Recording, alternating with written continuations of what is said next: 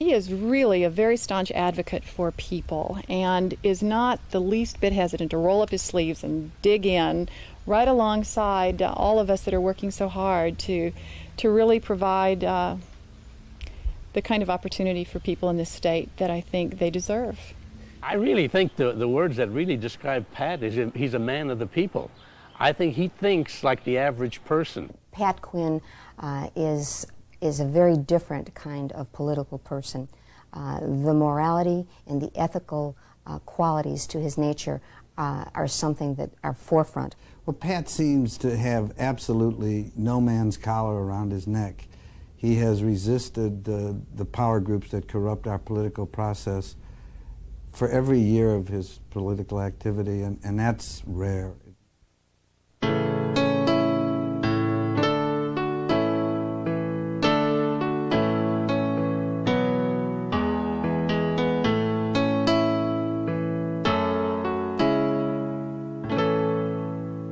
I believe in organizing people, that if you're not organized, you can't get your voice heard.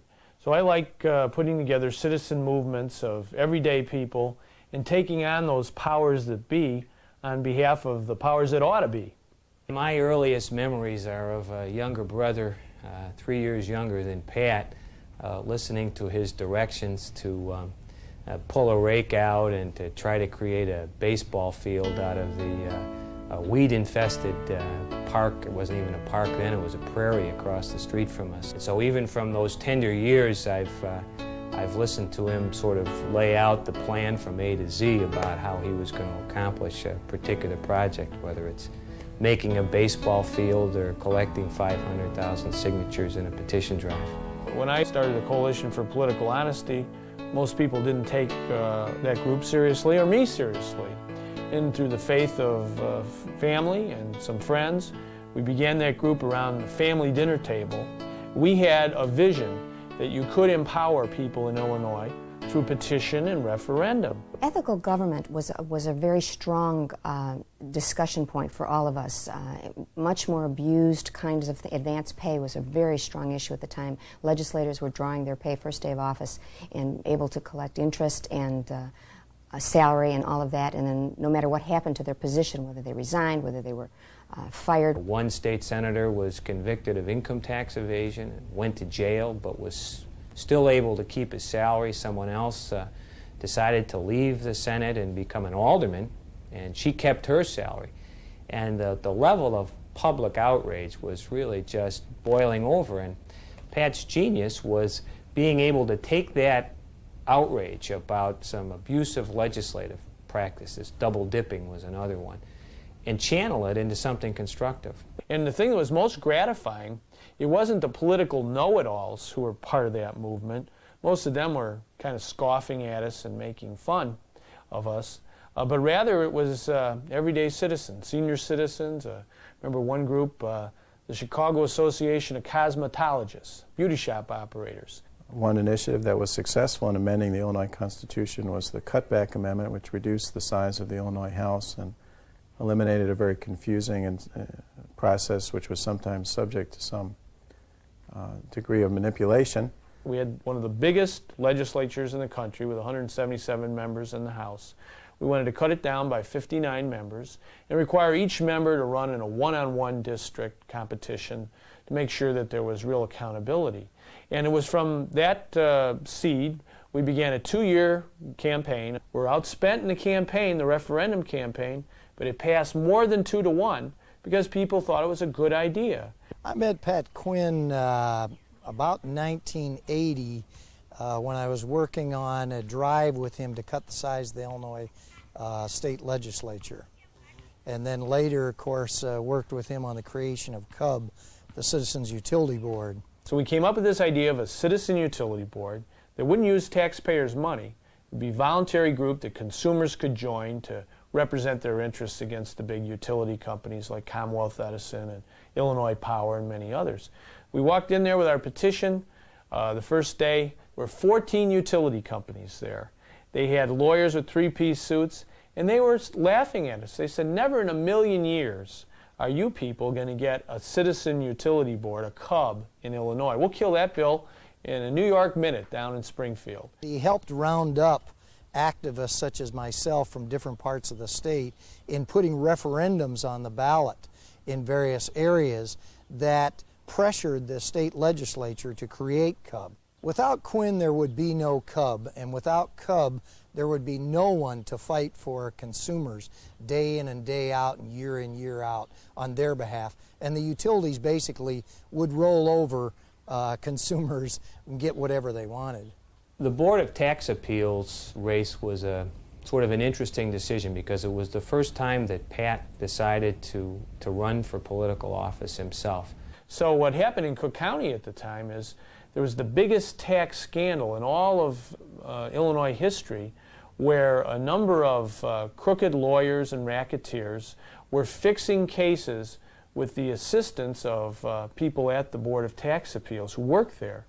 And nobody was going to run against the incumbents at the Board of Appeals. They were going to go get a free ride after this terrible scandal that cost the taxpayers $75 million.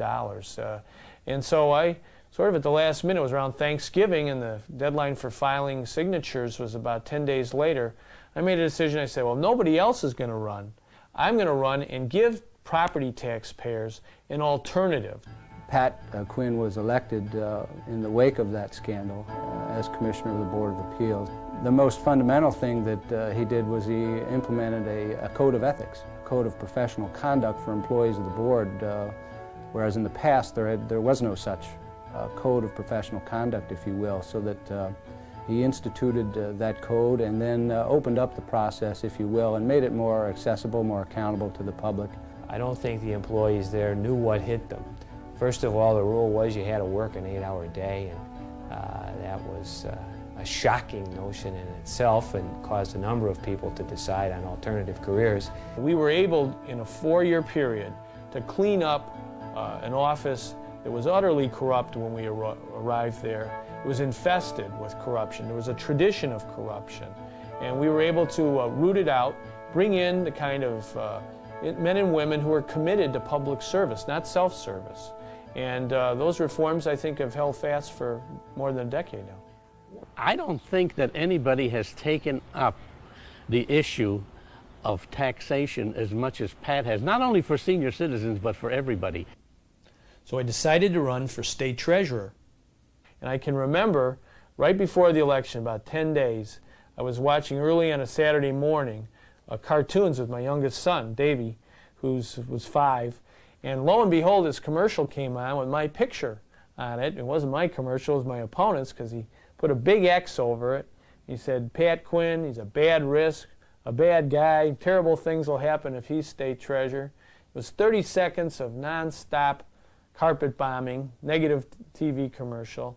When it was over, Davey looked at me, he said, I don't know, Daddy, but I just want you to know I'm for you, and I know you're going to win. And I've been amazed at the way in which Pat has really taken the office of treasurer and put it to work for people. I've never known another treasurer in this state who saw an opportunity here to use the mechanics of the office and the ability to invest funds to really create an economic climate that otherwise would not be there. When I became treasurer and swore an oath of office to the taxpayers and people of Illinois, it was a privilege to get this opportunity. And my first day on the job, I told our staff assembled that we're going to cut the budget every year, every single year. We've done it 3 years in a row now. We're going to do it next year, too. We've cut the budget more than 10%, but our philosophy is to do more with less. He's also used the power of that office to keep jobs in Illinois, to bring jobs to Illinois. He's been active in attempting to use government to improve what's wrong with our economy in Illinois. You say to the financial institution, we'll deposit money in your bank, but we want you to not just admire the money in the bank vault, but lend it out to credit-worthy people in your community. The Treasurer's Office does something in the industry of real estate that most banks would not do. The money was available for speedboats, airplanes, Cadillacs, but no bungalows. And probably that's one of the things that's impressed me as much as anything about this program. I'm not a large operator, and I was able to utilize a program basically get the same benefits that a large operator gets, to me that impressed me. Well, I think the commitment by the Treasurer's office is a very important one, because the women are opening more businesses, they are hiring more people, and if they had more capital, they could do it faster and better. It's just imperative that you have capital to grow with. You don't grow without capital. I knew a lot of people in Randolph County, and some of them called me up that their #1 company that really supported an entire region of the state, southwestern Illinois, was threatened with closing down forever. A lot of people grew up at Spartan Printing. They worked there 20 years, 30 years in some cases, and 1,100 people, their families, and all the companies that supplied Spartan Printing were going to be thrown out of work permanently. At that time, they had made a decision to either sell to us or sell to someone else. That was what Burton had said. The chief executive officer for World Color Press had said that he was going to do one or the other. So I called him up on the phone, and I said, well, listen, if you're going to threaten the closure of Spartan Printing, you ought to give at least the workers a chance to buy that company and make a go of it. And I literally pleaded with him on the phone to give us a fair shot at buying the company, and he did bring down the price. Whatever happened, they came down, became a little more reasonable in negotiations. He had the leverage and the ability to apply leverage with KK&R where he could get their attention. Several $1 million that the Illinois Pension Fund had invested with KK&R, and I think that made a big difference. Then I went to LaSalle Bank, which is here in Chicago, and asked them to participate with people in Southern Illinois and other financial institutions to put together a linked deposit that provide $15 million or thereabouts of credit to allow the workers to buy the company and save their jobs. If Pat wouldn't have got involved, I say no, I think they would have closed it. I don't think they would have even gave us a chance. I like Pat Quinn. He's just real easy to talk to. I don't even consider him as a politician. He's a real low-key person that wants to do right for the people. We don't have enough good jobs you can support a family on.